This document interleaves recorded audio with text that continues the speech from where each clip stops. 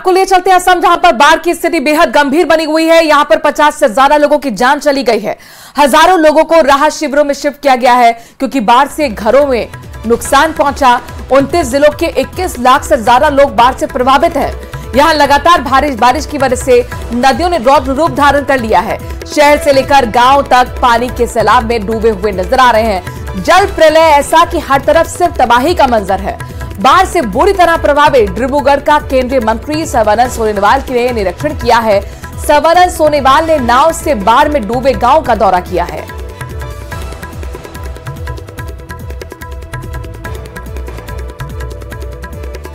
वहीं उत्तराखंड में भी लगातार बारिश होने की वजह से नदियों का जलस्तर बढ़ चुका है। देहरादून में हुई भारी बारिश की वजह से गुच्चू पानी के पास टापू पर 10 पर्यटक फंस गए, जिसके बाद एसडीआरएफ की टीम मौके पर पहुंची। रस्सी की मदद से पर्यटकों को रेस्क्यू किया गया। तस्वीरें आपको गुच्चू पानी की दिखा रहे हैं, जहां पर अचानक जलस्तर बढ़ने की वजह से 10 पर्यटक वहां पर टापू पर फंस गए थे। इसके बाद एसडीआरएफ को बुलाया गया और यहां पर रस्सी की मदद से रेस्क्यू को अंजाम दिया गया।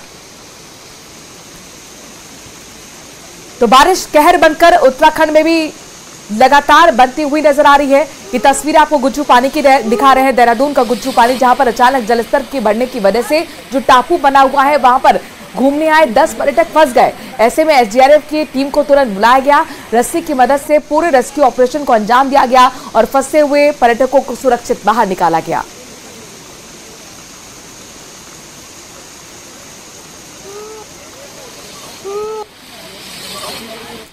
हल्द्वानी और इसके आसपास के कुछ नाले जैसे हर बरसात मौत को दावत दे देते हैं, लेकिन बावजूद इसके इन नालों पर सरकार पुल नहीं बना रही।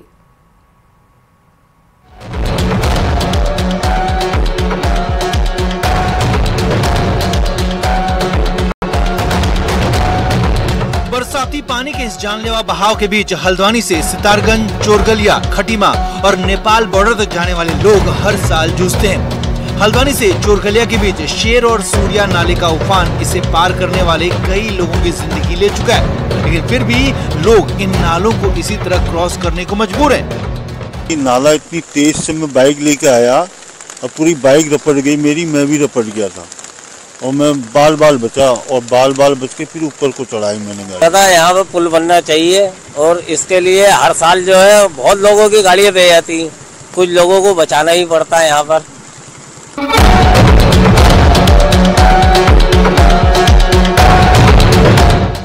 हालांकि इन सब के बीच पुलिस की ड्यूटी इन नालों के बीच 24 घंटे की है ताकि किसी की जान न जाए। कुछ देर में जैसे पानी का बहाव देखते हैं इसको हम बंद कर देंगे दोनों ओर से, और हमारे डीसीआर और हमारा जो कंट्रोल रूम है वहाँ से हमने अवगत करा दिया है। जैसे ही जरूरत पड़ेगी तो हम पूरा ट्रैफिक कुंवरपुर या हल्द्वानी से यहाँ डाइवर्ट कराएंगे और बाकी इधर हम चोरगलिया थाने से ही वापस कर देंगे बैरियर लगा के सारे वाहनों। जाहिर है पुलिस तो अपना काम कर रही है, लेकिन हुक्मरान अपना काम नहीं कर रहे, जिन्हें इन जानलेवा नालों पर पुल बनाकर काम करना है। हल्द्वानी से न्यूज़ 18 के लिए शैलेंद्र नेगी की रिपोर्ट।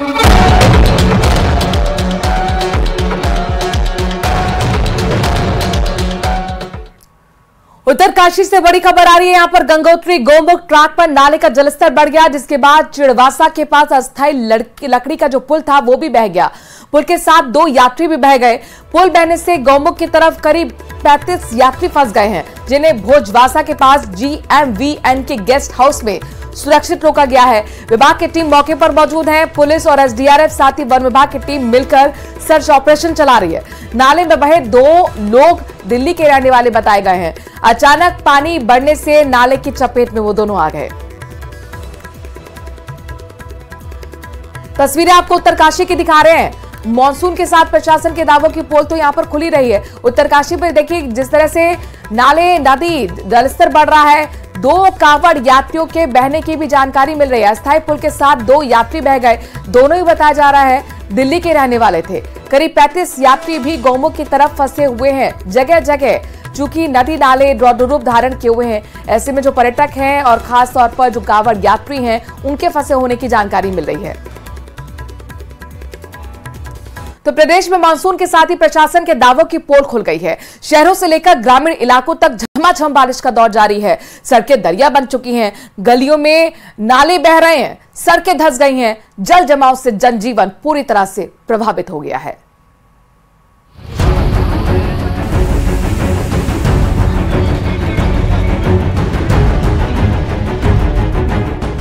बारिश के बाद की ये तस्वीरें प्रशासन के उन तमाम दावों की पोल खोलने वाली हैं जो बारिश से पहले सभी सिस्टम को ठीक करने का दावा कर रहे थे। मानसून की पहली ही बारिश ने उन तमाम दावों को डुबो दिया। कहीं सड़कें दरिया बन गई तो कहीं सड़कें धंस गई। नालों का पानी दुकानों और घरों में घुस गया।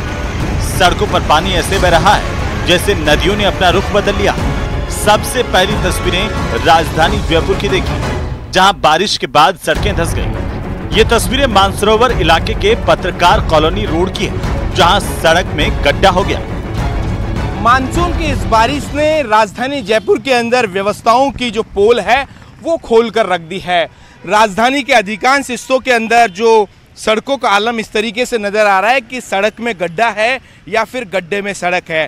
कहने को बड़ा अजीब लग रहा होगा, लेकिन हकीकत आप ये जो देख सकते हो कि खुद मुख्यमंत्री भजनलाल शर्मा के विधानसभा क्षेत्र के अंदर सड़कों का जो हाल है वो देखा जा सकता है। जयपुर विकास प्राधिकरण के इंजीनियर जो हैं वो सरकारी विभागों में, सरकारी ऑफिसों में बैठकर अभी तक मूक दर्शक बने हुए हैं। ये तस्वीरें देख सकते हैं पत्रकार कॉलोनी रोड की, जहां पर बीच सड़क के अंदर एक बड़ा सा गड्ढा हो गया। वहीं चूरू के सुजानगढ़ में दोपहर बाद करीब आधे घंटे की झमाझम बारिश की वजह से जहां एक और किसानों के चेहरे खिल उठे, तो वहीं गलियों सड़कों पर पानी भर गया। बच्चे बारिश के पानी में खेलते नजर आए। गांधी चौक की कुछ दुकानों में भी पानी भर गया, जिससे व्यापारियों को दिक्कतों का सामना करना पड़ा। गांधी चौक के अंदर कई वर्षों से, कई टाइम से ये पानी इकट्ठा होता जा रहा है।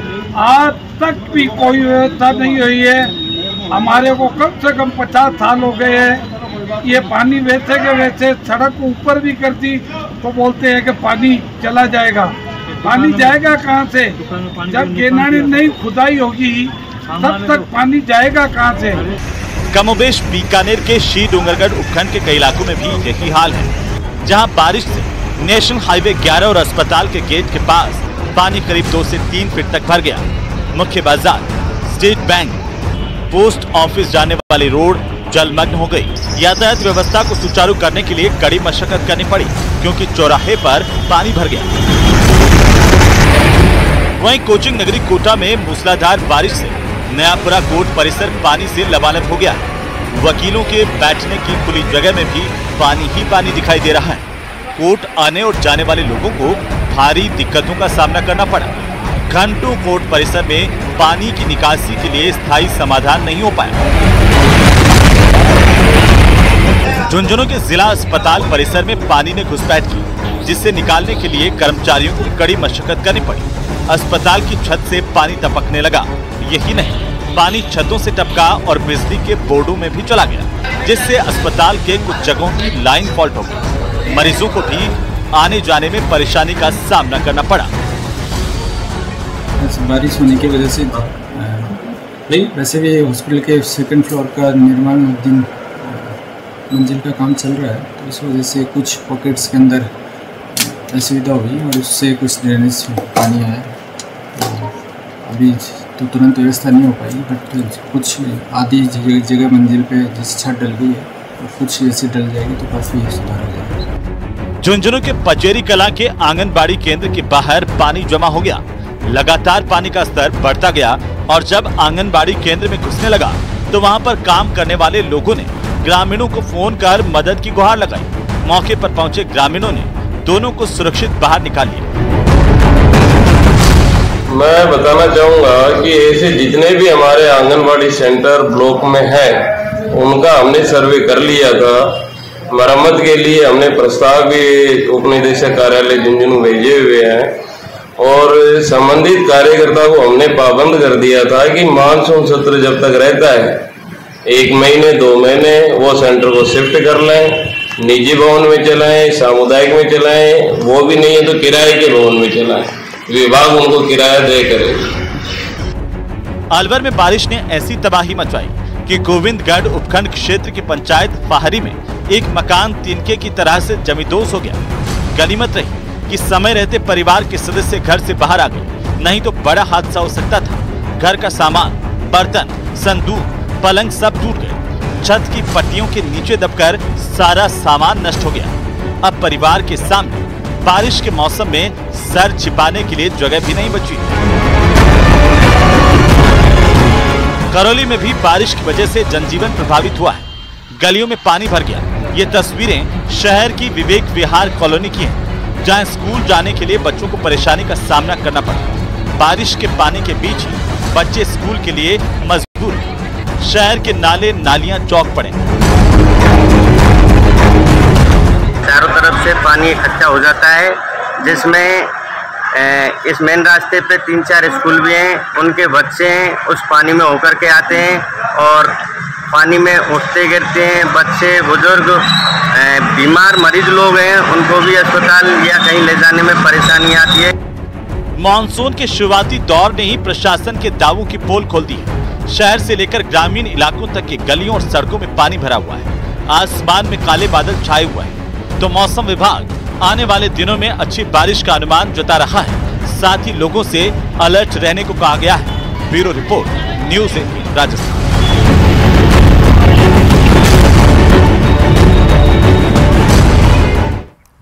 किरोड़ीलाल मीणा से जुड़ी बड़ी खबर दिल्ली से आ रही है। जेपी नड्डा से आज मुलाकात कर सकते हैं किरोड़ीलाल मीणा। कल देर रात दिल्ली के लिए रवाना हुए थे। भजनलाल मंत्रिमंडल से इस्तीफा किरोड़ीलाल मीणा दे चुके हैं। हालांकि किरोड़ीलाल मीणा का इस्तीफा अब तक मंजूर नहीं किया गया है। बड़ी खबर किरोड़ीलाल मीणा से जुड़ी हुई दिल्ली से आ रही है। खबर यह है कि जेपी नड्डा से आज किरोड़ीलाल मीणा मुलाकात कर सकते हैं। कल देर रात दिल्ली के लिए ही रवाना हो चुके हैं किरोड़ीलाल मीणा। भजनलाल मंत्रिमंडल से इस्तीफा किरोड़ीलाल मीणा दे चुके हैं। कल उन्होंने खुद न्यूज़ 18 से बातचीत करते हुए दावा किया था। किरोड़ीलाल मीणा का इस्तीफा हालांकि अभी तक स्वीकार नहीं किया गया है, यानी मंजूर नहीं किया गया है।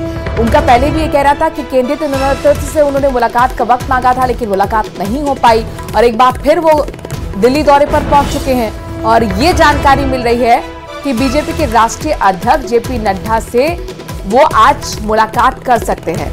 कृषि मंत्री के पद पर थे किरोड़ीलाल मीणा, लेकिन उन्होंने दौसा की नैतिक हार की जिम्मेदारी देते हुए इस्तीफा दे दिया। हालांकि जानकारी मिली कि बहुत पहले ही वो इस्तीफा दे चुके थे, लेकिन कल उन्होंने इस बात का खुलासा किया।